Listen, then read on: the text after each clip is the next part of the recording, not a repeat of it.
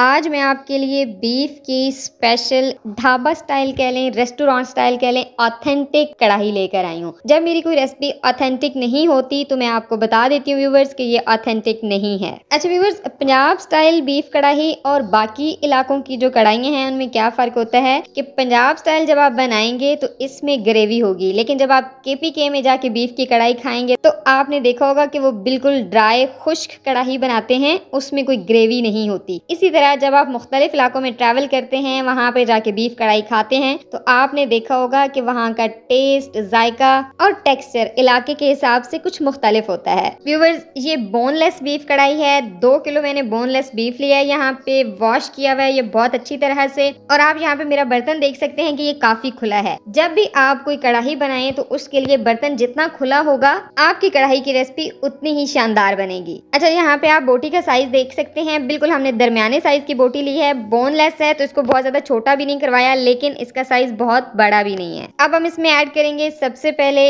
1 चम्मच अदरक का पेस्ट और 1 चम्मच लहसुन का पेस्ट। अच्छा व्यूवर्स, बीफ के अंदर जितना बीफ खुद इंपॉर्टेंट है इतने ही अदरक और लहसुन अहम है। आपने ये दोनों चीजें स्किप बिल्कुल नहीं करनी, क्योंकि एक तो बीफ बादी होता है तो अदरक और लहसुन इसका बादीपन खत्म करते हैं। दूसरा, इसका जो मसाला है उसका जो बेस, टेक्सचर और जायका है उसमें ये दोनों अज्जा बहुत अहम रोल प्ले करते हैं। उसके बाद इसमें जाएंगे प्याज। मैं साथ साथ आपको एग्जैक्ट और परफेक्ट क्वांटिटी चीजों की बताऊंगी। 2 किलो बीफ है तो हम इसके अंदर जो प्याज डाल रहे हैं वो 2 डाल रहे हैं, सिर्फ बड़े साइज के 2 प्याज इस तरह से हमने बारीक स्लाइस कर लिए हैं। अब हम इसमें ऐड करेंगे 1 टीस्पून नमक। 1 टीस्पून नमक यहाँ पर इनफ रहेगा, लेकिन आपने इसी स्टेज पे डालना है। अगर कम हो तो बाद में आप टेस्ट करके इसको बैलेंस कर लेंगे। उसके बाद इसमें हम ऐड करेंगे पानी। मैं यहाँ पर 1.5 से 2 कप पानी ऐड कर रही हूँ, क्योंकि बीफ खुद भी पानी रिलीज करेगा, इसलिए 1.5 से 2 कप पानी काफी रहेगा। लेकिन यहाँ पर आपने इस बात का ध्यान रखना है कि पानी हमने बीफ के हिसाब से डालना है। हमारा बीफ चूंकि बहुत अच्छा है और हमें पता है ये जल्दी गल जाएगा, इसलिए 1.5 से 2 कप काफी रहेगा। लेकिन आप अपने बीफ के हिसाब से यहाँ पर पानी थोड़ा सा बढ़ा सकते हैं। और अगर ये रेसिपी आप प्रेशर कुकर के अंदर बना रहे हो तो फिर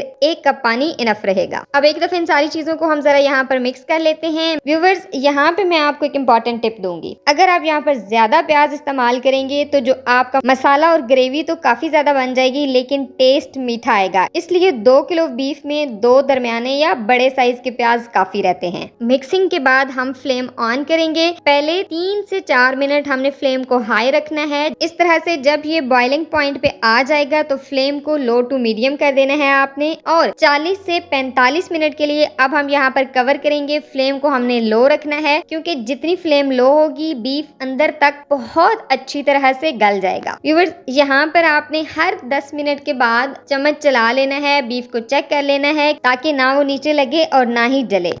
ऑलमोस्ट यहाँ पे 40 से 45 मिनट हो गए हैं। अभी हम बीफ को अनकवर करते हैं और इसको हिला लेंगे एक दफा। आप देख सकते हैं पानी यहाँ पे ड्राई हो चुका है, प्याज बिल्कुल गल गए हैं और ग्रेवी में तब्दील हो चुके हैं। मैं यहाँ पर आपको बोटी एक दफा इस तरह से तोड़ के भी दिखा देती हूँ। आप ये देख सकते हैं कि बीफ हमारा ऑलमोस्ट 80 से 85% गल चुका है। बाकी की इसमें जो कसर रहती है वो भूनते हुए पूरी हो जाएगी और ये बहुत अच्छी तरह से गल जाएगा। व्यूअर्स, अब हम इसमें ऐड करेंगे टमाटर। मैंने 7 अदद टमाटर लिए हैं, कुछ बड़े साइज के हैं, कुछ छोटे हैं। इस तरह से दरमियान से हमने सिर्फ 2 टुकड़ों में काटा है। बीफ के अंदर इनको हम इस तरह से जोड़ देते हैं। टमाटर डालने के बाद अब दोबारा हम इन्हें 5 मिनट के लिए लो टू मीडियम फ्लेम पर कवर करेंगे, ताकि टमाटर का जो छिलका है वो एक दफा नरम हो जाए। व्यूअर्स, मैंने आपको शुरू में बताया था कि हमने बहुत ज्यादा प्याज ऐड नहीं किए, क्योंकि इससे ग्रेवी मीठी बनती है। लेकिन हमारे पास ये ऑप्शन होता है कि अगर हमें ज्यादा ग्रेवी चाहिए है तो हम ज्यादा टमाटर ऐड कर सकते हैं। मैंने यहाँ पर 7 अदद टमाटर ऐड किए हैं। आप अगर चाहें तो 2 किलो बीफ में 10 से 12 टमाटर भी डाल सकते हैं।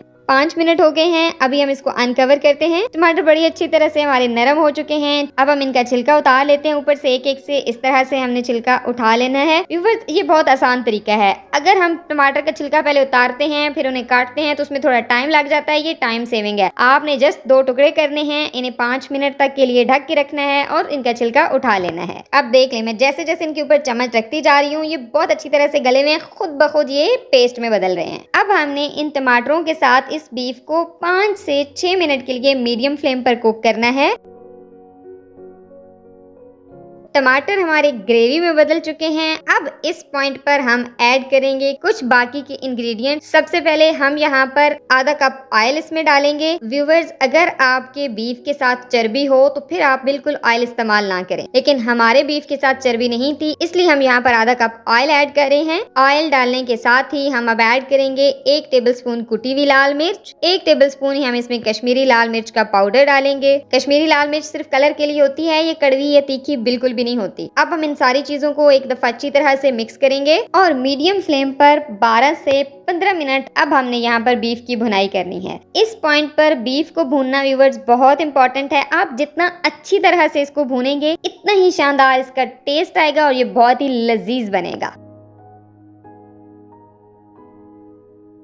बीफ हमारा भुन चुका हुआ है, लगभग इसको 15 मिनट हो गए हैं। अब इस पॉइंट पर इसमें जाएगी दही। 1 कप मैं यहाँ पर दही का ऐड कर रही हूँ। दही ऐड करने के साथ ही हम इसके अंदर 2 मजीद मसाले डालेंगे। 1 टेबलस्पून यहाँ पर मैं धनिया पाउडर ऐड कर रही हूँ और 1 टेबलस्पून इसमें जाएगा गरम मसाला पाउडर। अगर गरम मसाला पाउडर ना हो तो आप जीरा पाउडर भी इस पॉइंट पर ऐड कर सकते हैं। 7 से 8 मिनट के लिए अब हम इसको दोबारा मीडियम फ्लेम पर भूनेंगे। दही जो अपना पानी रिलीज करेगा, उसमें जब बीफ की भुनाई होगी तो इसका जो टेस्ट डेवलप होगा इंतहाई शानदार होगा। व्यूअर्स, अगर आप रेस्टोरेंट स्टाइल और ढाबा स्टाइल कढ़ाई चाहते हैं तो फिर आपको बीफ को ज्यादा देर के लिए भूनना पड़ेगा। आपने देखा कि मैंने 15 मिनट इसको पहले भूना और 10 से 12 मिनट इसको हमने दोबारा भूना। तो जितनी अच्छी तरह से बीफ की आप भुनाई करेंगे उतना ही अच्छा आप टेस्ट पाएंगे। माशाल्लाह से भुनाई हमारी कंप्लीट हो चुकी है और आप जरा बीफ कढ़ाई की ग्रेवी का टेक्सचर देखिए। कलर तो माशाल्लाह से बहुत खूबसूरत है। ये देखिए इसका टेक्सचर एकदम सिल्की स्मूथ और वेलवेटी टेक्सचर आया है इसके मसाले का।